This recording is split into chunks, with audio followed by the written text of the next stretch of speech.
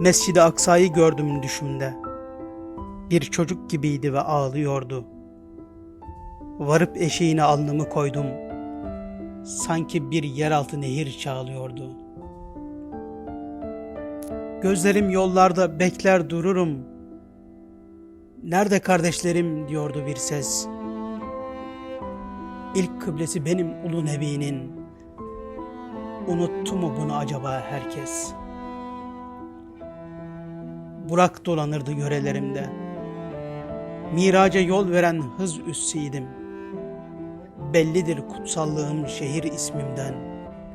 Her yana nur saçan bir kürsüydim.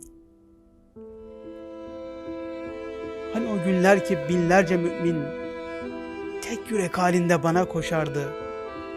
Hemşehrim nebiler yüzü hürmetine cevaba erişen dualar vardı. Şimdi kimsecikler varmaz yanıma. Müminde yoksunum, tek ve tenhayım. Rüzgarlar silemez gözyaşlarımı. Çöllerde gayip bir yetim vahayım. Mescid-i Aksa'yı gördüm düşümde. Götür Müslümana selam diyordu. Dayanamıyorum bu ayrılığa. Kucaklasın beni İslam diyordu.